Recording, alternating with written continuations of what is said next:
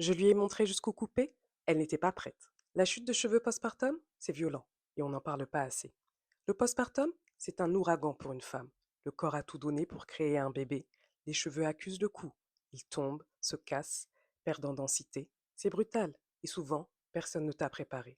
Quand j'ai reçu cette cliente, j'ai tout de suite vu des cheveux qui ont traversé quelque chose. Une belle longueur qu'elle avait réussi à atteindre, mais des pointes abîmées, une densité réduite, de la casse aux tempes.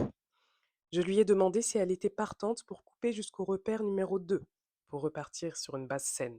Elle m'a dit non, et j'en ai tenu compte. Parce qu'une femme en postpartum qui ne veut pas couper 15 centimètres, ce n'est pas une cliente qui a tort. C'est une femme dont l'image change et dont le corps lui échappe. Forcer une coupe radicale aurait été un bouleversement supplémentaire au choc du postpartum, surtout qu'elle ne s'aime pas avec les cheveux courts. Alors j'ai coupé environ 4 centimètres, en respectant l'arrondi existant. Et on a construit un rituel mensuel, protocole Olaplex, soins profonds hydratants, coupe progressive, chaque mois on avance, même destination, sans brutalité. Mais il y a une autre réalité.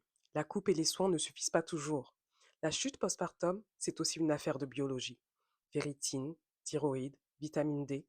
Je lui ai conseillé de consulter et de faire un bilan. Parce que quand les cheveux tombent, ça peut révéler une carence. Et aucun soin en salon ne corrigera ça. Ce qui transforme les cheveux durablement, ce n'est pas une seule coupe de 15 centimètres. C'est la régularité dans les soins, la coupe et une santé interne qui suit. Si tu es en postpartum et que tes cheveux te font souffrir, tu n'es pas seul.